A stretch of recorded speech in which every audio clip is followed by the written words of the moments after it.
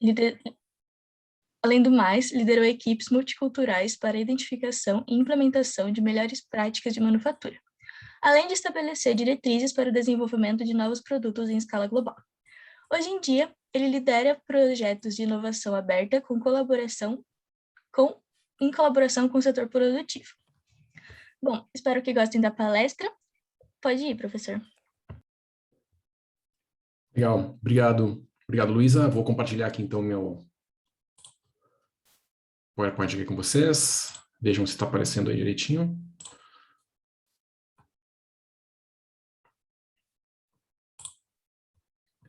Apareceu para vocês? Então tá, pessoal, boa tarde, né? Muito obrigado por me convidarem para participar desse evento, né? Uma grande satisfação estar aqui com vocês e rever algum de vocês, né? Eu lembro que a gente teve aula lá em 2019, né? Estou lembrando aqui do Guilherme, e mais aqui que eu vi, tinha a lista aqui, agora não está aparecendo aqui para mim, mas tinha, acho, o Alexandre também, né? Tem alguns nomes aqui que eu não estou vendo por completo, mas muito legal rever vocês aí. Muito obrigado por me convidarem aqui para o evento, né? Um agradecimento especial aí para a Hélida, para o Alexandre, né? Para a Amanda, né? Que me chamaram para participar aqui. Tá? Então, vamos começar. Pessoal, quem não me conhece, né, meu nome é Mário, eu sou professor dos cursos de engenharia da UP, né, a Luísa já me apresentou ali, né, mas rapidamente aqui só para dizer, né, eu lidero projetos de inovação ali em colaboração com o setor produtivo, né, aqui em Curitiba eu tenho trabalhado bastante com a Renault, com a Volvo, com a Bosch, com a Neodente, com a Electrolux, com a Aker Solutions e com a Novozymes, né, inclusive nós trabalhamos juntos com alguma dessas empresas lá em 2019. Né. Eu deixei aqui alguns dos meus contatos para vocês, né, tem aqui meu contato do Instagram, do LinkedIn e meu e-mail, né, que se vocês precisarem entrar em contato comigo, né, inclusive eu já estou conectado com alguns de vocês lá no LinkedIn e no Instagram, né, eu já vi alguns de vocês por lá, para quem me segue sabe que eu posto bastante coisa sobre inovação, criatividade, novas tecnologias em diversas áreas, né. Eu comecei aqui, pessoal, colocando esse slide para falar um pouco sobre minha trajetória profissional, né? Inclusive essa figura aqui, ela surgiu de um trabalho criativo, né? Eu aproveitei para colocar ela aqui, que eu fiz há um tempo atrás. Eu lembro que eu sentei no meu escritório com uma folha em branco, né? Folha sem linhas, né? Simplesmente uma folha em branco em cima da mesa. Eu estava sozinho, super focado. E meu objetivo era explicar de uma forma bem simples e compacta o que eu fiz, né, e o que eu fui adquirindo de competências ao longo da minha jornada, né, que teve passagens pela indústria e pela academia, porque nem sempre isso ficava muito claro, né, tanto quando eu estava conversando com pessoas da indústria, quanto conversando com pessoas da academia. Então, eu queria fazer esse meu mapeamento, né, para identificar como cada parte contribuiu para o meu desenvolvimento, né, e que mais que eu poderia fazer para desenvolver algumas habilidades, né, ao longo do tempo. Inclusive, tem um artigo no LinkedIn que eu falo um pouquinho sobre esse dia, né, que eu fiz. Então, depois de fazer alguns rascunhos, essa foi a versão que eu mais gostei, né, embaixo dessa linha central aqui, tem as minhas experiências na academia, tanto como estudante, como professor e pesquisador, e acima dessa linha aqui, né, eu coloquei a minha experiência na indústria, né, várias passagens ali, e o tempo vai passando ali de 2007 até 2021. Né. Então, aqui no lado esquerdo, aqui de 2007 até 2014, né, eu tive uma passagem na Electrolux, né, primeiro em Curitiba e depois numa estrutura global, e vejam que também eu tive uma passagem aqui pela Bosch, né, de 2010 até 2013, mais ou menos, né, durante o meu mestrado na UTFPR, que também é uma experiência profissional, né? Eu fiz uma pesquisa aplicada, né? Foi um mestrado bem interessante, porque ele envolveu pesquisa aplicada, ou seja, uma pesquisa para desenvolver e para resolver um problema prático da indústria. Né? De 2014 a 2018, eu tive uma experiência na Element Materials Technology, que é uma das maiores empresas de teste e certificação que tem sede na Inglaterra, né, em laboratórios em várias partes do mundo. Inclusive, eu atuei especificamente na área de energia, de óleo e gás, mas eles têm várias linhas de atuação, né, eles fazem teste para praticamente tudo. Né, e hoje eu trabalho lado a lado ali com várias indústrias aqui da região, com projetos de inovação, né, como a Luísa comentou ali no começo. Né. Então, agora, olhando aqui embaixo dessa linha, a parte mais da universidade, né, a minha graduação foi em engenharia mecânica pela UTFPR, né, o meu mestrado, eu tive uma passagem aqui pelo UP como professor, menos de 6 meses, foi bem rapidinho, e aqui eu já comecei o meu doutorado lá na Universidade de Birmingham, e aqui na direita, no canto, já tem o meu trabalho aqui na UP. Né. E vejam que aqui em cima, né, e embaixo dessa linha, eu coloquei várias habilidades, né, várias frases, né, para mapear o que eu fui desenvolvendo ao longo do tempo. Então, aqui, por exemplo, na graduação eu desenvolvi muita coisa relacionada com raciocínio lógico, uma base sólida de conhecimento, né? Assim como vocês também estão fazendo agora, nesse momento, né? E, na minha área, vocês estão fazendo na área de vocês, né? Por estar na indústria, eu desenvolvi algumas questões mais práticas relacionadas com solução de problemas, né? Vários tipos de problemas, focos nas necessidades do consumidor, olhar para o cliente, né? Ter essa visão mais geral. Afinal, né? Eu trabalhava com desenvolvimento de produtos, eu precisava saber o que o usuário precisava, né, para aquele produto, né? Então, isso é muito importante para qualquer área, né, de atuação. Projetos tecnológicos, análise e avaliação de sistemas, etc. E lá no mestrado, eu já comecei a trabalhar com aprendizado ativo, independente. Eu comecei a me tornar um profissional mais independente, ir atrás das informações, né, ir mais fundo em algumas análises de dados, né, ter um conhecimento mais especializado, digamos assim. E tudo isso, né, juntamente com o contexto que eu estava inserido na indústria, fez com que eu desenvolvesse também a liderança, né? Eu acabei desenvolvendo muito algumas questões que me tornaram um líder, né, em algumas áreas de atuação, né? Eu melhorei muito a minha comunicação, por exemplo, porque eu precisava muitas vezes transmitir uma ideia, negociar muita coisa, convencer alguém a comprar a minha ideia, né, várias pessoas, e eu fazia isso muitas vezes com pessoas de outros países, né, com outras culturas. Isso foi muito importante, né? Foi um grande aprendizado para mim. E na minha passagem pela Element e pela Universidade de Birmingham, né, eu desenvolvi questões relacionadas com gerenciamento de projetos, né? O PhD é um projeto muito complexo, né? Então eu desenvolvi questões como persuasão, como liderança, análise de dados, resolução de problemas complexos, pensamento crítico, escrita científica, que é muito importante, né? A gente comunicar os nossos resultados, né? A inteligência emocional também é muito importante, porque a gente às vezes precisa entender o outro lado, né? Quem são as outras pessoas que estão envolvidas naquele projeto, para a gente poder tomar as melhores decisões. A interdisciplinaridade também é uma questão importante. Aprendizado ativo, né? Eu coloquei aqui de novo, porque ele é uma coisa que muito dessa questão da pesquisa, né? A gente precisa ter uma certa independência, né? Eu assisti um pedacinho da palestra anterior ali, né? Eu achei bem interessante o finalzinho ali, né? A convidada ali estava dentro do laboratório, né? Contando algumas coisas para vocês, achei super legal. Então, coisas que né, muitas coisas eu continuo desenvolvendo aqui no Brasil. Né? Criatividade também eu coloquei aqui, né? Que é uma questão importante, que é o assunto dessa fala aqui, né? E tem várias coisas que eu continuo desenvolvendo aqui mesmo, voltando aqui no Brasil, né? Na verdade, isso nunca acaba, né? A gente sempre tenta se tornar cada vez melhor, né? Em todos os aspectos, né? Então, isso aqui é só para dar um exemplo para vocês de um trabalho criativo que eu usei, assim, uma forma que eu gosto de fazer alguma coisa criativa, né? Eu gosto de ficar sozinho, num ambiente sem interrupção, mas eu vou falar para vocês que daqui a pouco que nem sempre esse é um ambiente que a gente consegue fazer alguma coisa, né, criativa, né? Nem sempre é preciso esperar por esses momentos aí para fazer alguma coisa criativa. Então aqui, ó, eu comecei, vou direto aqui para uma frase que eu gosto bastante, né, que é o seguinte, que, digamos assim, ela é uma frase que ela nos ajuda a entender muita coisa, né? Ela fala assim, ó, que a genialidade ela é 1% inspiração e 99% transpiração. Quem já teve aula comigo deve ter visto eu falar sobre isso, né? Inclusive, acho que lá em 2019, se você lembrar, eu devo ter falado alguma coisa assim. Então, essa é uma frase, ela é super interessante, porque ela nos traz um olhar para duas visões, de certa forma, contrastantes das atividades mentais que, de certa forma, estão envolvidas no processo de inovação, né? E, de um lado, tem a inspiração, né, que ela está relacionada com aquela imagem popular de uma pessoa, de um gênio, geralmente está sozinho no laboratório, tendo uma espécie de momento ali para né, um pico mental, né, e disso surge uma ideia fantástica, alguma coisa deslumbrante, o que a gente costuma chamar de momento ahá, né? Simplesmente aparece, a gente não consegue explicar. E de outro lado tem a transpiração, né, onde a descoberta inovadora ela tem origem em atividades normais do nosso dia a dia, né, como se nós usássemos a força bruta e a tentativa e erro para gerar uma grande quantidade de possibilidades, né, a gente pode testar essas possibilidades, a gente pode fazer isso até que a gente encontre uma solução aceitável para aquilo ali. Né? Então, eu estou, de certa forma, espremendo o meu cérebro, né? Eu estou colocando assim, não, eu preciso resolver isso e isso tem que ser feito agora. Né? Então, aí fica uma pergunta no ar, né, que a gente sabe que não é muito fácil de ser respondida, né, e nem dá tempo de a gente responder aqui em tão pouco tempo, né, que é o seguinte, será que, de fato, a genialidade ela é formada por inspiração e transpiração? Será que, se sim, né, o quanto é de cada uma? Né? Será que 1% e 99% é uma distribuição justa para esse caso aqui? né?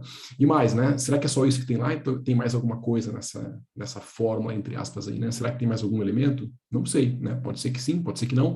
Né? Eu diria que tanto a inspiração, aqui olhando para essa frase, né? Quanto a transpiração, elas têm o seu valor, né? A gente sabe muito bem disso, né? E que elas são importantes, mas elas também têm algumas falhas, né? Ao tentar explicar sozinhas como surgem as ideias. Se a gente tentar explicar o surgimento das ideias só pela inspiração, é difícil, né? A gente não consegue explicar. Né? Por exemplo, aqui, ó, a inspiração, ela é muito boa, mas ela não é confiável, né? Porque ela não sei quando que aquele momento fantástico vai acontecer, que eu vou ter uma boa ideia, né?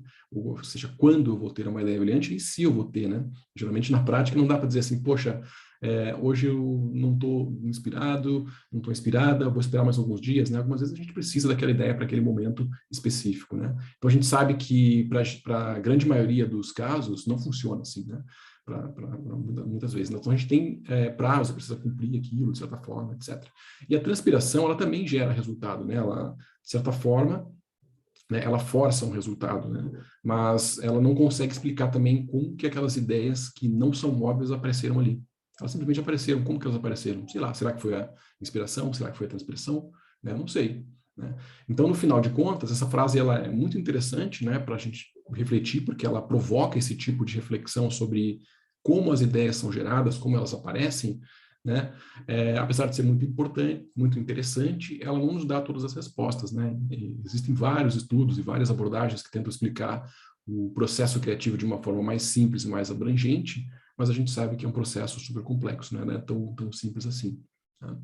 Só para dar um exemplo para vocês, né, tem uma linha que eu acho bastante interessante, que é de um pesquisador americano chamado Gerald Smith, né, que ele diz que a inovação é um processo lógico, uma lógica, né, que pode ser equipada com a lógica de alguma forma, né? Então ele coloca isso de uma forma lógica, né? Não sei exatamente como, né? E para mim isso por algum motivo me faz bastante sentido, né? Porque o simples uso do termo lógica, né, nesse contexto, né, para abranger qualquer tipo de atividade mental, para que a gente aumente as chances de gerar ideias que agreguem valor, né, me parece bastante pertinente, né?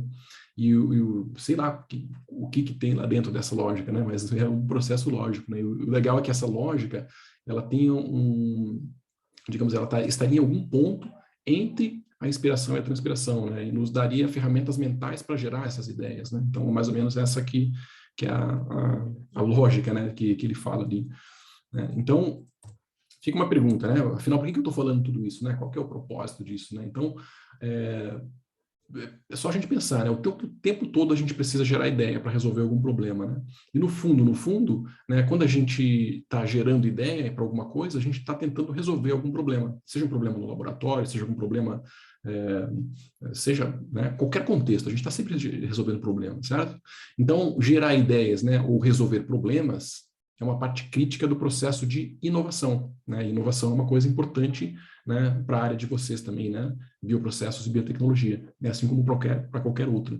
E se a gente olhar com um detalhe para o processo de inovação, a gente vai perceber que ele é muito parecido com o processo de resolução de problemas, né, também. E quando a gente está diante de um problema, seja um problema simples, seja um problema complexo, a gente gera ideias para tentar resolver uma situação. Geralmente é difícil, né, um problema, né? E para gerar essas ideias, a gente precisa de criatividade. Né? E criatividade aqui nesse contexto a gente pode entender, né, usando uma linguagem bem simples, como sendo o processo de gerar alguma coisa nova que possui algum valor e que agregue algum valor. E a inovação, ela pode envolver atividades de invenção, eu posso inventar alguma coisa, que também envolve geração de ideias. E, de novo, precisamos de criatividade. E tem também as atividades de design e desenvolvimento, né, que também tem uma forte ligação com criatividade. Então, está tudo amarrado com a criatividade, né? Essa que é a mensagem desse slide que eu coloquei para vocês. E pensem aqui comigo, ó, agora eu coloquei esse slide aqui para mostrar para vocês uma sequência, né? Pensem aqui comigo, ó, como eu disse antes, né, a gente precisa resolver problemas, a gente passa grande parte do tempo do nosso dia a dia resolvendo problemas, né? Sejam pequenos, sejam grandes, sejam complexos, sejam simples. E a mesma coisa acontece quando a gente está desenvolvendo alguma coisa, quando a gente está criando alguma coisa. Então, para resolver os problemas que surgem durante o desenvolvimento, né, a gente usa técnicas de resolução de problemas, né? Que não é a técnica de criatividade em si, mas se a gente inserir a criatividade em cada um dos estágios da técnica, né, a gente tem o que a gente chama de processo criativo de resolução de problemas. Né? E geralmente a sequência é assim, ó, começa aqui no canto superior esquerdo aqui da tela. Então, a gente analisa o ambiente, a gente reconhece que tem um problema, né? Isso é bastante importante reconhecer que há um problema, nós identificamos o problema da forma mais clara possível, né? Nós fazemos algumas hipóteses, nós geramos alternativas, né? E aqui entra a criatividade, né? Mas não somente aqui, ela pode entrar em todas as etapas, na verdade. Nós escolhemos a melhor opção, nós implementamos a solução que a gente escolheu, né? E a gente executa as atividades de controle para ter certeza que aquilo que foi escolhido está de fato solucionando o problema. Né? Olhando assim parece super simples, né? Não é tão simples assim.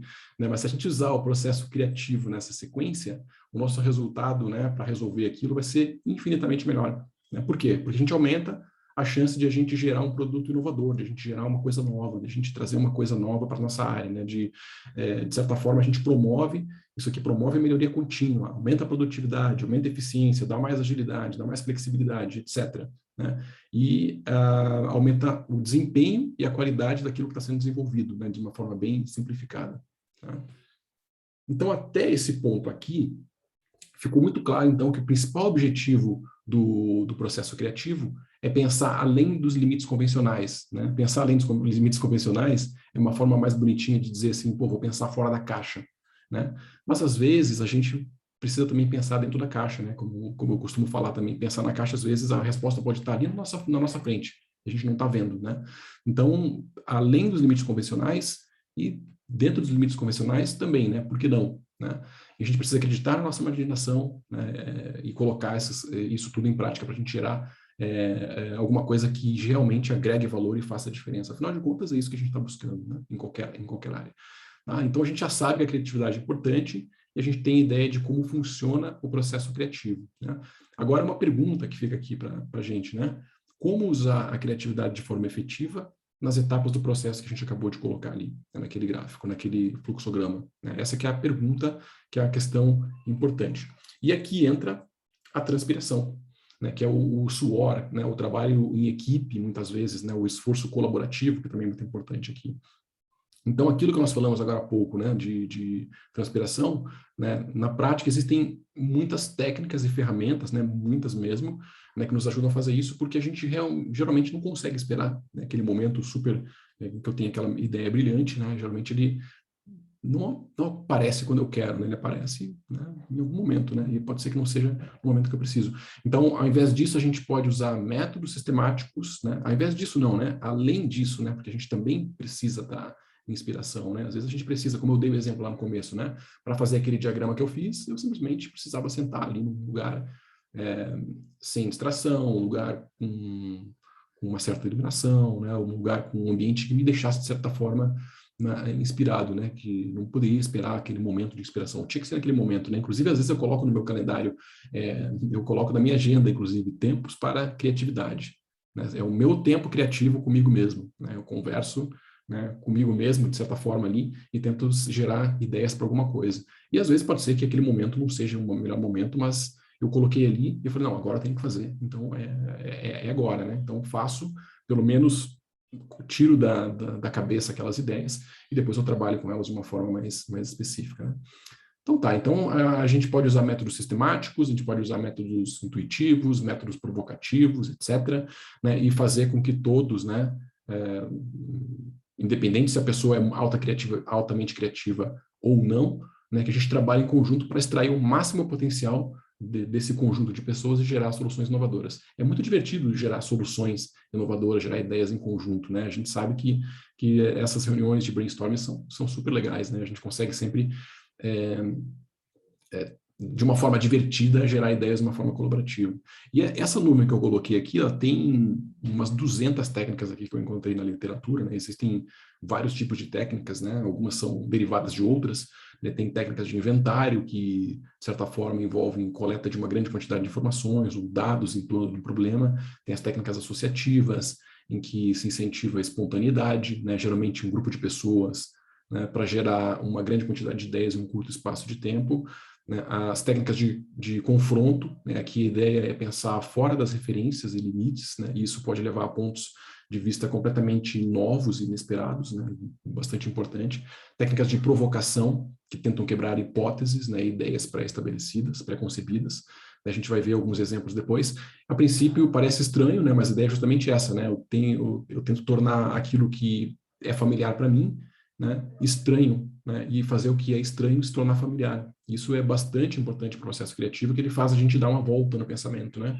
Então, tem também algumas técnicas intuitivas, né, que estimulam a formação de novas perspectivas também, né? E as técnicas analíticas e sistemáticas, né, que, como o nome diz, né, são técnicas baseadas na análise do problema de uma forma sistemática, ou seja, o problema é quebrado em subproblemas, em partes menores, e as soluções desses subproblemas são combinadas de forma sistemática para gerar algumas variantes de soluções, né, para o problema maior, o problema principal, depois eu volto isso para o problema principal e consigo resolver isso de uma forma mais efetiva, né? Então veja que a palavra brainstorm aqui no meio dessa tela, ela ficou bem em destaque, né, nessa nuvem, né? Acredito que todos aqui conheçam essa técnica, né, que uma equipe gera uma grande quantidade de possíveis ideias para um problema em pouco tempo, geralmente, né, uma explosão de ideias, né? A ideia é que todos eles falem de forma espontânea, sem filtro, né, e é importante não ter julgamento, né? Por exemplo, né, eu não posso, durante uma sessão de brainstorming, né, não é adequado falar assim, poxa, que estranho, né, eu nunca vi isso, ou isso não tem nada a ver, ou isso não vai funcionar, porque pode ser exatamente a partir dessas ideias estranhas que podem surgir coisas inovadoras. A gente tem que explorar as coisas estranhas, que elas podem ser bastante úteis, né? É importante lembrar também que o brainstorming não é, como a gente pensa, uma atividade aleatória, né? Eu vou simplesmente sentar aqui e falar nada, né? Ele é uma atividade estruturada, né? A equipe precisa ser preparada, o problema precisa ser apresentado de forma muito clara, né? E alguém precisa guiar a discussão, né, para que essas ideias sejam analisadas depois. Então, apesar de brainstorming ser uma técnica que ajuda muito, né, muito útil, ela é relativamente simples, muitas vezes ela pode não ser eficiente. E aí entram outras técnicas derivadas, né, o brainstorming modular, por exemplo, o brainwriting, né, que a gente sabe que quando a gente escreve, de alguma forma, isso está ligado com o processo criativo, eu consigo organizar as ideias de uma forma mais efetiva, né, e é bastante útil. Inclusive, se vocês olharem aqui, vocês devem procurar ali algumas palavras, writing, né, vejam as palavras ali depois com mais calma, acho que tá gravando aqui, vocês podem olhar depois. E basicamente é isso, né, muitas técnicas estão disponíveis para a gente. Tá? E para não ficar muito abstrato, né, eu trouxe aqui, né, uma imagem de um chocolate, né, só para dar um exemplo para vocês. Né, são dois exemplos bem simples, eu vou começar aqui com o primeiro. Né, e parte desse texto que eu vou falar para vocês aqui, ele foi extraído do livro 101 Atividades para Ensinar Criatividade e Soluções de Problema, né, do Arthur Van Gundy. Né, depois eu posso passar para vocês ali o nome certinho, tá? Acompanha aqui, ó. Eu vou ler um trechinho aqui, que foi uma tradução que eu fiz aqui, né, sem ser uma tradução muito rígida, né, simplesmente adaptei o texto ali só para ficar claro aqui para vocês. Então é assim, ó. Nossas suposições sobre a maneira de pensar, como pensamos, influenciam a maneira como geramos ideias e resolvemos problemas. Né? Infelizmente, algumas vezes, isso restringe nosso pensamento e, como resultado, as ideias acabam sendo menos criativas. Faz sentido, né? Se a gente tem uma forma de pensar, a gente vai acabar indo, né, usando aqueles preconceitos ali no nosso processo criativo. Então, se a gente aceitar, por exemplo, que o chocolate deve ser vendido em barra, né, é possível que todas as ideias para chocolate se baseiem em produtos na forma de barra. Né? Você vai ter aquela imagem da barra de chocolate na minha cabeça. Então, o objetivo dessa técnica aqui, né, uma daquelas 200 técnicas, né, tem várias, não dá tempo de falar sobre todas aqui, claro, vamos chamar aqui de Quebrando Regras, né, o nome não é exatamente esse nome, tem outro nome, o autor, eu não lembro exatamente o nome agora, mas é basicamente Quebrando Regras. Tá? A ideia aqui é gerar ideias para quebrar suposições sobre como as coisas deveriam ser. E eu uso isso a meu favor. Então, por exemplo, aqui, ó, suponha que vocês precisem gerar ideia para um novo chocolate. Né? Algumas suposições sobre o chocolate que nós temos seria o seguinte, ó, bom, essa barra tem que ter um formato retangular, ela tem que ser marrom, ela tem que ter um sabor uniforme, ela talvez tenha que conter, ela pode conter pedaço de amendoim ou amêndoa dentro, né? Ela pode, ela possivelmente vai estar enrolada em uma folha de alumínio, né? E possivelmente vai ser uma barra que vai derreter no sol, né? Se eu deixar no sol. Então, esse aqui é o exemplo que está lá no livro. Agora, se eu olhar para cada um desses itens e quebrar essas regras, ele ficaria assim, ó, bom, não vou fazer uma barra retangular, vou fazer uma barra triangular. Né? Diferentes tons de marrom no mesmo produto, ao invés de usar uma cor só. Ou seja, eu vou ter um chocolate com diferentes cores. Eu vou ter um sabor variável em diferentes partes, ou seja, ele pode ser mais doce no começo, menos doce em algumas partes, né? Ele vai ter uma variação de sabor. Né? Eu posso ter papéis temáticos para enrolar o chocolate, eu posso ter alguma coisa que faça ele resistir ao calor. Então, parece muito simples, mas eu simplesmente coloco aquilo que é a minha visão sobre o produto e começo a inverter as coisas, né? Aí eu poderia criar um chocolate diferente, inovador, né? Usando a criatividade e usando técnicas que me ajudam a pensar, a gerar outras ideias para aquele produto, né? Porque, na verdade, eu posso simplesmente olhar assim, bom, meu objetivo é desenvolver um chocolate diferente, então eu sento aqui e tento ficar inspirado para gerar uma ideia de chocolate, né? Vou comer chocolate por tudo que é canto, entendo como funciona, como são os chocolates, comparo os outros, aí depois dessa experiência eu posso ter uma inspiração e ter uma ideia, né? Mas também posso fazer dessa forma, sentar com uma técnica, e essa técnica pode me ajudar a fazer uma proposta, né, de um possível produto ali, tá? Super simples, mas é só para ilustrar para vocês. Aqui tem outro exemplo, né? A técnica da intuição semântica, né? Eu faço um jogo de palavras, realmente, né? Então, esse exemplo aqui também é lá do livro do Arthur Van Gundy, né? Que é mais ou menos assim, ó. O processo típico para criar um novo produto, ele envolve gerar ideias, selecionar as melhores, transformá-las em algo viável e dar nome ao que foi desenvolvido. Geralmente é assim, né? A gente tem a ideia, desenvolve ela e depois dá o nome. Esse produto aqui eu vou chamar de 3 pontinhos. Então, a ideia dessa técnica da intuição semântica é inverter esse processo. Ao invés de gerar ideias e dar um nome para as ideias, a gente gera nomes e depois as ideias. Então, essa técnica ela te força a pensar ao contrário. Então, por exemplo, se uma empresa pretende criar uma nova torradeira, né, pode ser que ela pense, por exemplo, em desenvolver uma torradeira com material transparente e dê a ela o nome de Visipão. Né? Visipão. Eu sei que é estranho, né, mas é só um exemplo, tá, pessoal? Então, a mesma ideia poderia surgir, né, usando a intuição semântica, né? Mas nesse caso, né, ela surgiria através da palavra visível e pão. Né? Eu poderia olhar assim, bom, tenho de alguma forma tem que ser visível e tem o pão envolvido ali. Então, a partir disso, eu poderia gerar a ideia. Eu inverto a forma que eu gero as ideias. Então, vamos fazer um exemplo aqui para a gente entender melhor. Então, suponha que a empresa ela pretenda lançar um novo copo de café, por exemplo. Né? Aqui começaria listando assim, coisas relacionadas com os copos de café, né, e coisas relacionadas com as pessoas que tomam café. Então, ficaria mais ou menos assim, ó, copos de café. Então, o que tem um copo de café? Ele tem uma alça, ele é quente, ele tem um logotipo, ele é quebrável, né? Algumas vezes, né? Nem sempre, ele pode derramar, né? Como está mostrado aqui nessa figura. Né? E pessoas que tomam café, o que elas têm? Né? Quando a pessoa está tomando café, ela pode estar relacionada com carregar copos, né? A pessoa está carregando o copo, a pessoa pode estar tensa, né? Porque o café ele pode te acordar, né? Pode te deixar num estado mais alerta. Pode ter o vício também, a pessoa não fica assim o cafezinho. Tem o creme, tem o açúcar, tem os grãos moídos, né? E etc. E aí eu começo a combinar algumas coisas, né? Eu vou analisar algumas combinações, né? Talvez a equipe, né, ao analisar as combinações, gere algumas coisas assim, ó. Por exemplo, alças compressíveis para aliviar a tensão. Né? Eu peguei a palavra alça lá do copo, juntei com a tensão da pessoa que está tomando café. Aí ficaria uma combinação de duas palavras, né? Alça e tensão. Então, alça compressível. Então, é como se eu tivesse um copo de café que eu pudesse apertar para aliviar um pouco o estresse, né? Daria até para fazer um café com um poppet, né? Vai apertando ali para ficar mais tranquilo. Então, por exemplo, poderia fazer também alças compressíveis que injetam açúcar. Né? Então, eu tenho uma alça que eu posso apertar para gerar açúcar. Então, veja que é só um jogo de palavra, né? Eu não sentei e falei, preciso esperar alguma ideia aqui. Simplesmente estou jogando com as ideias e forçando as coisas a aparecerem. Né? Então, essas são umas formas de a gente usar essas técnicas aí. Né? Outra combinação que apareceu aqui é um café com moedor de grãos. Claro que esse é mais difícil, né? Eu coloco o grão ali, o próprio copo vai moer os grãos para mim ali, né? E copo com isolamento térmico, copo que pode ser quebrado em partes menores para ser mais fácil de carregar, né? O quebrado veio lá da palavra que o copo pode quebrar, e do outro lado a pessoa que está carregando o copo. Então, né, mais ou menos isso aí.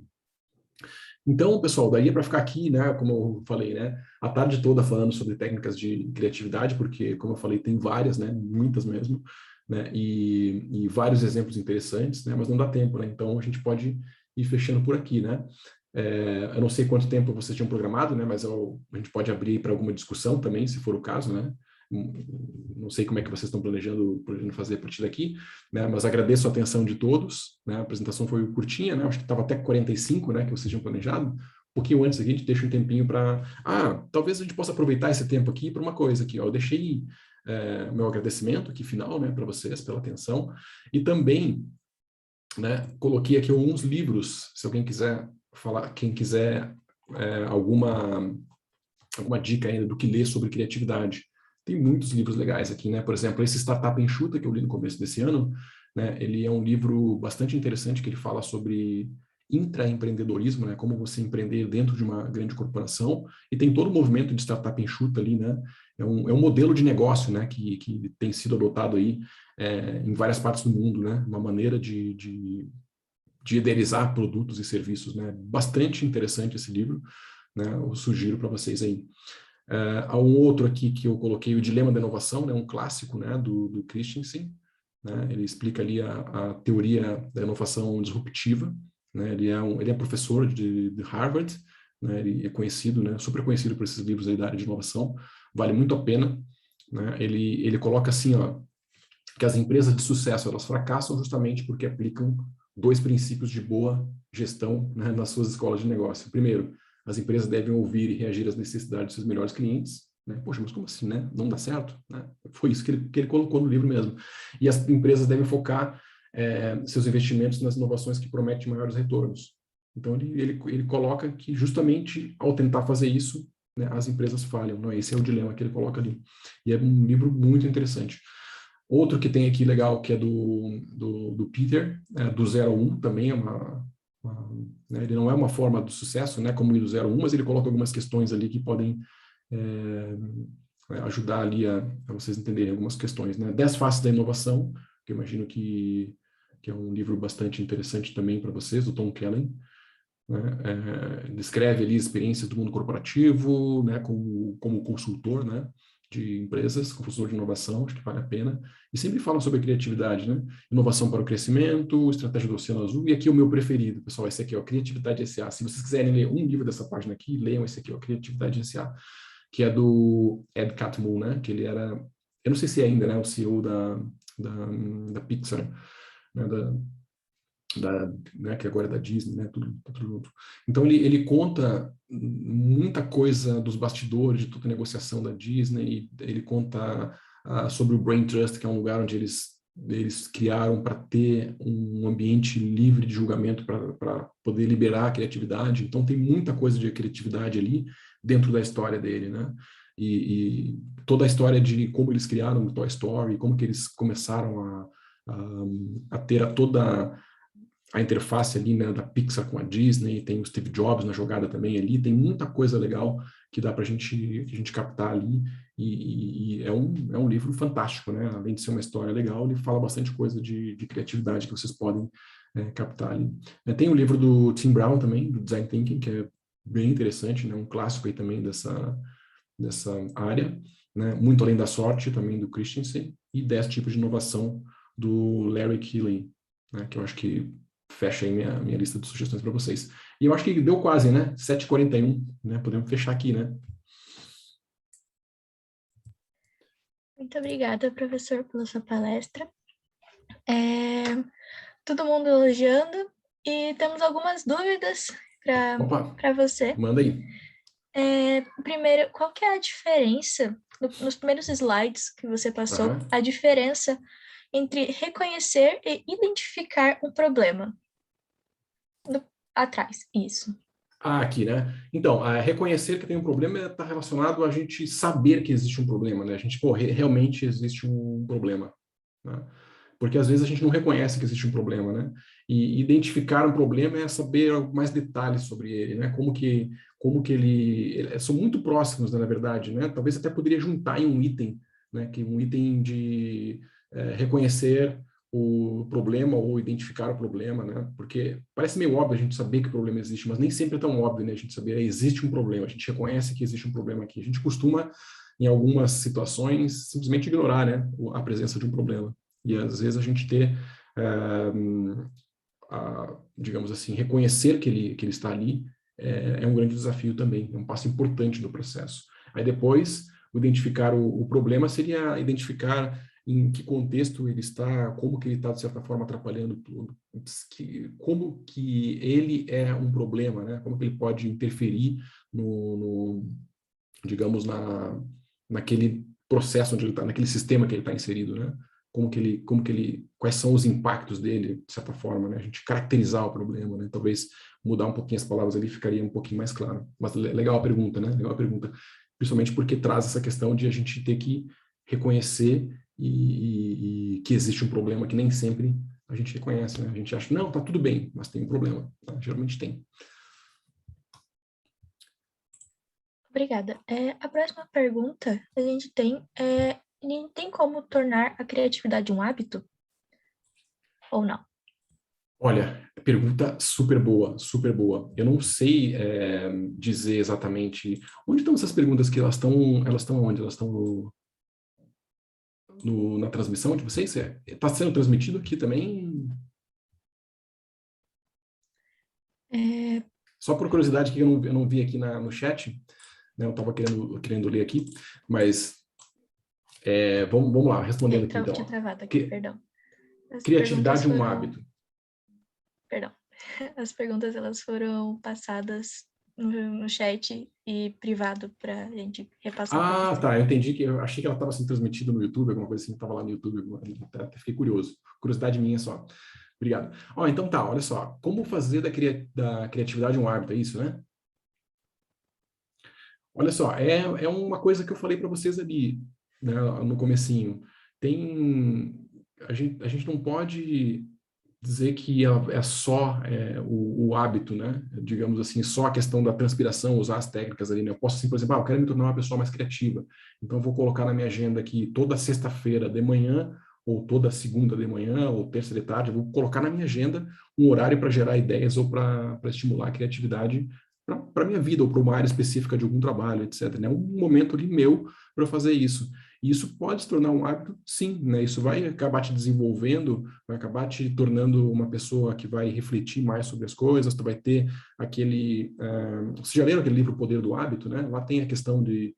A gente vai fazendo aquela repetição, aquilo acaba se incorporando, né, no teu processo, né, no teu dia a dia. Então, confesso que algumas vezes eu faço isso, algumas vezes não, né, ou seja, não está 100% um hábito ainda, né, né, a gente sempre precisa melhorar, nós não somos máquinas, nós somos seres humanos, a gente tem defeitos, né, e a gente precisa saber que às vezes não preciso ser 100% produtivo, né, tem uma onda agora muito forte de, a gente precisa todo o tempo ser produtivo, alta produtividade, alta performance, né, se a gente for o tempo inteiro assim, a gente fica maluco, né? A gente precisa ter um tempo ali, respeitar o nosso corpo, a nossa mente, a gente poder planejar tudo de uma forma mais humana ali, né? Por exemplo, eu quero, não que isso seja desumano, né? Mas às vezes a gente simplesmente não tá afim, né? Por exemplo, as semanas que eu colocava lá, tem semana que eu coloco, por exemplo, eu quero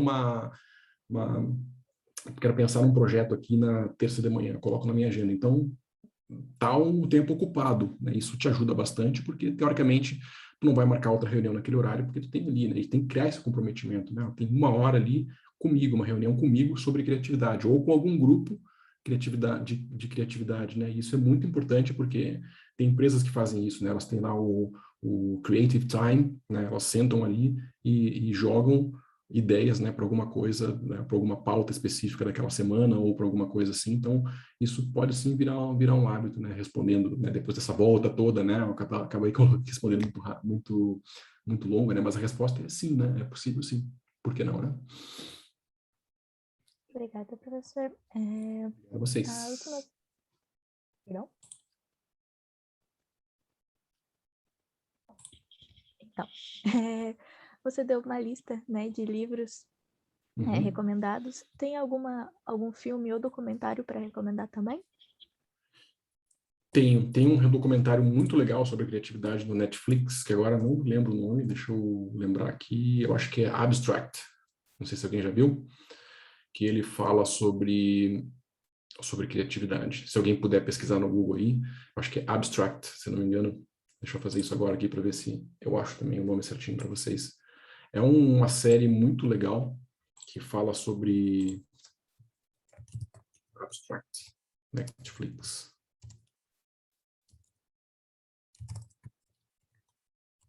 Alguém achou aí?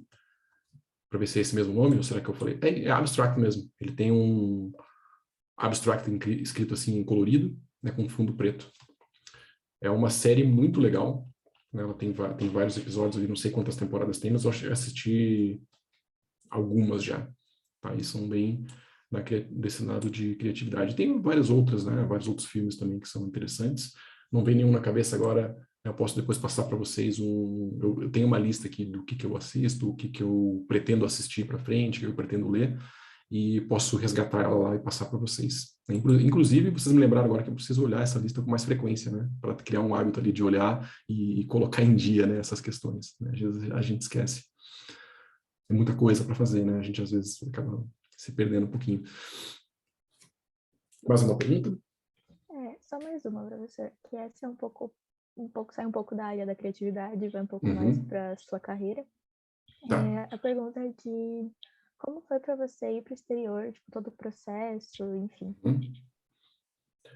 Olha, foi um processo muito, não diria fácil, né? Mas ele, digamos assim, eu estava com a ideia formada de que eu queria ir, né? E eu acabei aplicando para um processo, né, que já existia um edital aberto, né? Então isso facilita bastante. Tinha um acordo com a Universidade da Inglaterra, no caso, né, com a fonte de fomento aqui no Brasil, né, que era a CAPES na época, e já tinha um edital. Eu apliquei com um projeto, já tinha submetido alguns projetos, propostas para a universidade, né? Foi aceito para a universidade.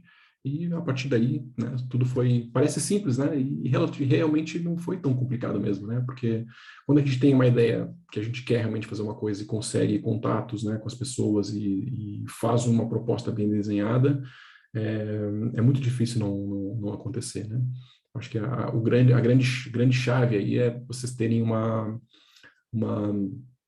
digamos, um objetivo bem claro, né, para a área de vocês. Se vocês quiserem, por exemplo, eu quero trabalhar com inovação na área de bioprocessos, biotecnologia, né, o que exatamente vocês querem, né, ter isso o mais específico possível, né, e vai atrás de editais, vai atrás de contatos de pessoas de outras universidades fora do mundo, né.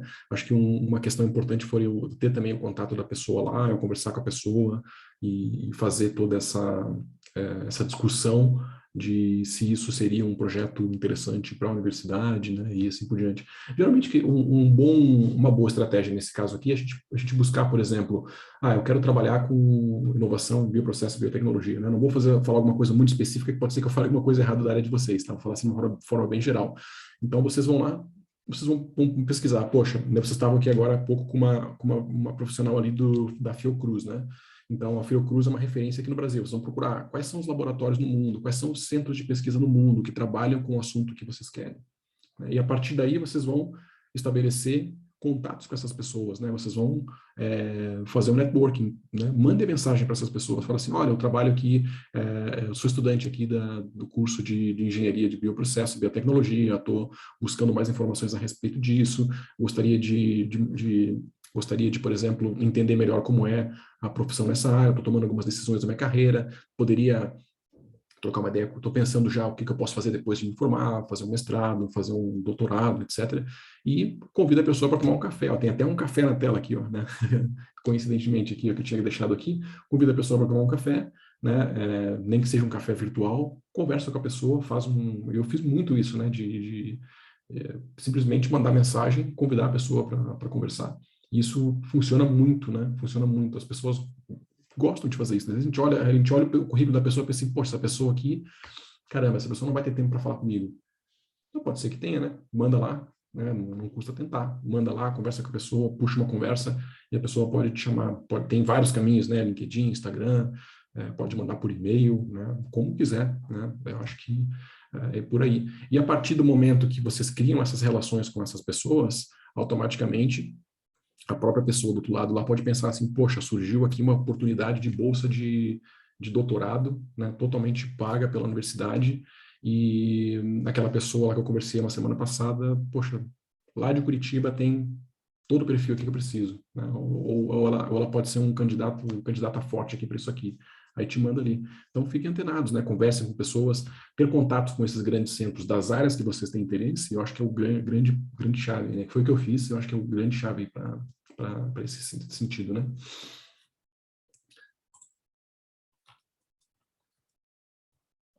Não sei se respondi, se precisa, né? Não sei se precisa mais algum detalhe, mas eu acho que deu para entender a linha de pensamento, né? Sim, Muito obrigada pela participação, professor. Sempre Eu que agradeço. bem-vindo. Um assunto muito interessante de conversar de vez em quando, né? Bom, Sim, criatividade, a gente poderia fazer um momento criativo aqui também, usar uma das técnicas na prática, né? Só que não dá tempo agora, né? Eu não preparei nada, mas eu fiz um workshop no último sábado, que a gente pegou algumas dessas técnicas aqui, e a gente fez digamos, umas sessões dessas aí para gerar ideias, e foi muito divertido, né? Eu vou parar de compartilhar aqui então, né? Vou tirar esse café aqui da tela, e legal, pessoal. Muito obrigado aí pelo convite, mais uma vez, né? É sempre uma satisfação participar e rever alguns de vocês aqui que já tiveram. Só uma curiosidade aqui, ó. Quem que já teve aula comigo aqui? Ó, eu tô lembrando aqui da Amanda, tô lembrando do Guilherme, tô lembrando, deixa eu ver quem mais aqui. Talvez... Tô indo pelos nomes, tá? Tô vindo aqui pelos nomes, o Guilherme ali que estava ali. Deixa eu ver quem aqui. A Raíssa. Foi online, pois é. Né? A gente tem essas técnicas de criatividade aqui que eu falei para vocês, a gente pode fazer com elas online, né? A gente pode fazer presencialmente, mas presencialmente, Flávia também, né? O Giovana, online também. Né? A gente continua no ambiente online, né? Então, estamos aí. Né? Se possível, ano que vem a gente volta presencial. Né? Então tá, pessoal, muito obrigado de novo pela participação, né? E contem comigo aí, né? Tem meus contatos ali, vocês podem mandar e-mail, mandar mensagem, se conectem lá via LinkedIn, via Instagram, né? Onde vocês me acharem ali, podem me seguir lá, eu sigo vocês também e a gente vai trocando figurinhas aí.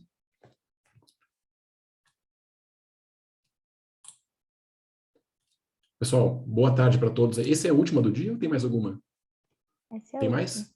Ah, então tá. Então eu vou saindo aqui, daqui a pouco eu tenho aula também. Aí vocês também devem ter, né? Então a gente se fala aí. Pessoal, um abraço para vocês.